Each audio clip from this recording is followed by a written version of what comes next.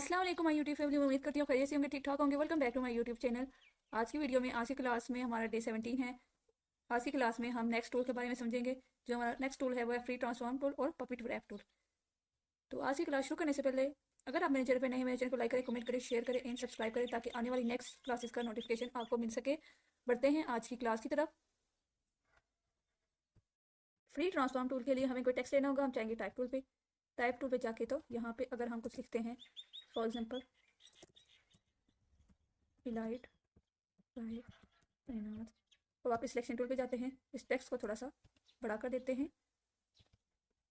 Transform के हमारे पास मुख्तलिफ, हम इस तरह से शिफ्ट को होल्ड करते हुए भी इसको इस तरह से ट्रांसफॉर्म कर सकते हैं। इसको इस तरह जूम इन जूम आउट कर सकते हैं। अब ये हमारे पास इलाइट बाय कायनात आया है। अब हम ऑब्जेक्ट में जाएंगे और एक्सपेंड करेंगे ताकि ये हमारे पास एक शेप ही सूरत में आ जाए। तो इसके लिए सबसे पहले मैं इसके फ़ोन को चेंज कर देती हूँ। थोड़ा बोर्ड सा फ़ोन ले लेते हैं। फॉर एग्जाम्पल ये है। जाते हैं ऑब्जेक्ट पे, एक्सपेंड कर देते हैं एंड देन ओके कर देते हैं। ट्रांसफॉर्म के हमारे पास मजीद मुख्तलिफ ऑप्शंस होते हैं। अगर फॉर एग्जाम्पल अगर राइट क्लिक करते हैं, यहाँ पे हमारे पास ट्रांसफॉर्म आता है। यहाँ पे हमारे पास ट्रांसफॉर्म ईच का ऑप्शन भी है, तो हम इस तरह से भी कर सकते हैं। और यहाँ हमारे पास एक पैनल सा ओपन हो जाएगा। अगर मैं इसको वर्टिकली, सबसे पहले इसका प्रीव्यू ऑन कर देती हूँ ताकि साथ साथ जो चेंजिंग आए वो आपको दिखाई दे सके। अगर मैं इसको इस तरह से वर्टिकली इसको बड़ा कर रही हूँ तो ये मेरे पास कुछ इस तरह से आएगा। अगर मैं इसको हॉरिजॉन्टली बड़ा करूँगी तो ये मेरे पास कुछ इस तरह से आएगा। ये सेटिंग आप अपनी मर्जी से कर सकते हैं। अगर मैं इसको मूव करना चाहूँ वर्टिकली तो ये इस तरह से होगा।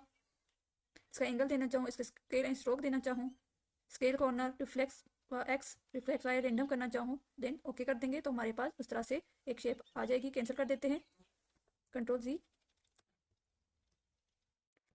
लेकिन हमने फ्री ट्रांसफॉर्म में जाना है तो हमने फ्री ट्रांसफॉर्म पे क्लिक करेंगे तो आप देख सकते हैं यहाँ पे हमारे पास एक एंकर पॉइंट सा यहाँ पे सेंटर में, बिल्कुल इसके सेंटर में दिया गया है। और इसकी अब मैं यहाँ से अगर इस कॉर्नर से इसको छोटा बड़ा कर रही हूँ तो ये हमारे पास चारों कॉर्नर से एक ही साइज में छोटा और बड़ा हो रहा है।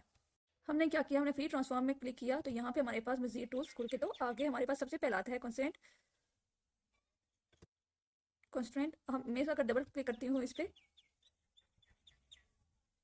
इसमें मैंने डबल क्लिक किया है। डबल क्लिक करने के बाद कॉन्स्टेंट क्या करेगा, तो ये क्या करेगा, इसको चारों करने से इस तरह से छोटा और बड़ा करेगा।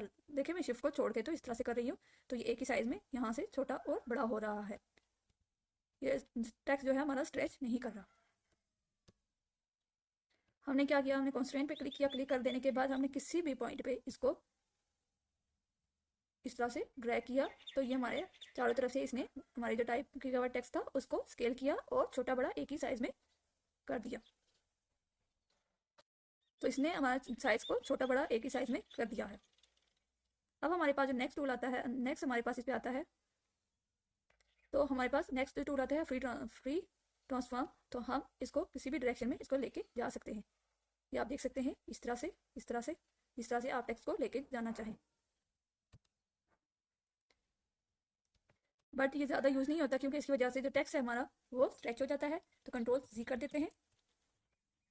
अब हमारे पास जो नेक्स्ट है पर्सपेक्टिव डिसॉर्ट, हमने इस पर क्लिक किया। क्लिक कर देने के बाद हम किसी भी पॉइंट पे आके पर्सपेक्टिव डिसॉर्ट पे आएंगे और किसी भी पॉइंट पे आके तो इसको इस तरह से, ये हमारे पास पर्सपेक्टिव डिसॉर्ट आया है। तो हमें क्या करना है, इसके किसी भी पॉइंट पे क्लिक करके तो इसको ड्रैग करना है। तो ये हमारे पास कुछ इस तरह से इसकी शेप जो है वो कन्वर्ट होगी। क्लिक किया और ड्रैग किया तो ये हमारे पास कुछ इस तरह से टेक्स्ट आएगा। तो हम इसको अपने डिज़ाइन के मुताबिक इस तरह से कर सकते हैं। कंट्रोल जी कर देते हैं। ये था हमारे पास पर्सपेक्टिव डिसॉर्ट। अगर मैं इसको यहाँ से करना चाहूँ तो ये मेरे पास कुछ इस तरह से आएगा। तो पर्सपेक्टिव डिसॉर्ट हमारे पास कुछ इस तरह से वर्क करता है। अब हमारे पास जो नेक्स्ट जो टूल आता है नेक्स्ट फ्री डिसॉर्ट, तो उसके लिए हम इस पर डबल क्लिक करेंगे। डबल क्लिक करके तो आप इसकी मदद से भी इसको फ्री डिसॉर्ट कर सकते हैं। अगर मैं इसको यहाँ से इस कॉर्नर से इस तरह से लेके आना चाहूँ, ये क्लिक किया और ड्रैग किया तो ये हमारे पास टेक्स्ट जो है वो कुछ इस तरह से आएगा। तो आप इससे भी इस तरह से कर सकते हैं। तो इस तरह से आप टेक्स्ट के इफेक्ट जो हैं वो क्रिएट कर सकते हैं। अंडो कर देते हैं। ये देख सकते हैं मैं किस तरह से इसको क्लिक करके तो ड्रैग कर रही हूँ तो मेरा जो टेक्स्ट है किस तरह से जिस टेक्स्ट की जिस साइज में मैं कर रही हूँ, जिस तरह का मुझे इफेक्ट चाहिए तो ये उसी तरह से हो रहा है। ये आप देख सकते हैं। आप भी इस तरह से किसी भी टेक्स्ट को इस तरह से इफेक्ट स्केल लगा के तो डिज़ाइन कर सकते हैं। आई होप सो आपको फ्री ट्रांसफॉर्म टूल की समझ आ गई होगी। हम इसको एक साइड पे रख देते हैं। अब हमारे पास जो नेक्स्ट टूल है वह है पपेट रैप टूल। इसके लिए हमें एक वेक्टर चाहिए होगा, तो हम पहले वेक्टर ले लेते हैं। हम जाएंगे यहाँ पे, ये मेरे पास एक वेक्टर डाउनलोड हुआ है, इसको मैं क्लोज कर देती हूँ।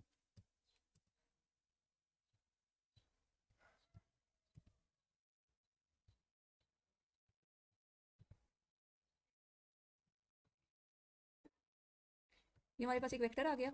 अब हम जाएंगे इमेज ट्रेस पे, देन एक्सपेंड करेंगे। एक्सपेंड कर देने के बाद हमें यहाँ से अनग्रुप कर देना है। अनग्रुप कर देने के बाद ये हमने इसको अनग्रुप कर दिया और ये हमारे पास एक वेक्टर आ गया है। हम चाहे तो इसका कलर भी यहाँ से चेंज कर दे सकते हैं और शिफ्ट को होल्ड करते हुए इसको ड्रैग करते हैं। ड्रैग कर देने के बाद अब पपेट रैप टूल हमारे पास किसी भी वेक्टर पे क्या करेगा, अगर हमने यहाँ पे पपेट रैप टूल लिया है और फॉर एग्जांपल मैं यहाँ पे इसको एक डॉट, आप देख सकते हैं ये हमारे पास किस तरह से पपेट रैप टूल आया है। तो ये हमारे पास कुछ इस तरह से ये एक वेक्टर के ऊपर इस तरह से बन के तो आ गई हैं। तो आप क्या कर सकते हैं, यहाँ के ये आप देख सकते हैं यहाँ पे हमारे पास पॉइंट्स आ गए हैं। हम इन पॉइंट की मदद से हम इस शेप को किसी भी डायरेक्शन में लेके जा सकते हैं। फॉर एग्जांपल अगर ये हमारे पास एक पॉइंट है, उसके तो हमारे पास इसके साथ सर्कल आया हुआ है, तो हम इसको इस तरह से, अगर मैं इसको इस तरह से कोई भी किसी भी शेप में कन्वर्ट करना चाहूँ तो मैं इस एंगल की मदद से इसको इस तरह से कर सकती हूँ। ये आप देख सकते हैं। अगर मैं यहाँ पे एक एंकर पॉइंट देना चाहूँ तो मैं इसकी मदद से कुछ इस तरह से जो हमारे पास वेक्टर इमेज होगी उसको मैं इस तरह से चेंज कर सकती हूँ। ये आप देख सकते हैं मैंने किस तरह से इसको कन्वर्ट किया है। मैं इसको अगर दोबारा से लेके आना चाहूँ तो ये मैं इसको दोबारा से अपनी शेप में भी लेके आना चाहूँ, आप इसकी मदद से किसी भी तरह का शेप को चेंज कर सकते हैं। अगर मैं जिस तरह की शेप चाहिए तो आप इस तरह से इसको चेंज कर सकते हैं। आप इस तरह से किसी भी वेक्टर के साथ इस तरह से इसको कन्वर्ट कर सकते हैं। पपेट रैप टूल इसी पर्पज़ के लिए यूज़ होता है। ये आप देख सकते हैं किस तरह इन पॉइंट पे क्लिक करके ड्रैग कर रही हूँ तो ये मेरे पास उसी तरह से स्केल हो रहा है। आप भी इस तरह से किसी भी वेक्टर को इस तरह से चेंज कर सकते हैं। ये मैं यहाँ से अगर करना चाहूँ तो ये मैं इसको इस तरह से कर सकती हूँ। मैं सिलेक्शन टूल पे जाती हूँ और ये हमारे पास एक सेम शेप थी और हमने इसको इस तरह से चेंज कर दिया है। आई होप सो आपको आज की क्लास की समझ आई होगी कि आज की क्लास में हमने क्या सीखा, कि हमने फ्री ट्रांसफॉर्म टूल को सीखा और उसके मजीद जो टूल्स हमारे पास थे उनके बारे में जाना, और हमने सीखा पपेट रैप टूल के बारे में किस तरह पे यूज़ किया जाता है। मैं उम्मीद करती हूँ आपको आज की क्लास, आज की वीडियो अच्छी लगी होगी। अगर आपको आज की क्लास, आज की वीडियो अच्छी लगी, लाइक करें, कमेंट करें, शेयर करें एंड सब्सक्राइब कर दें। अल्लाह हाफिज़।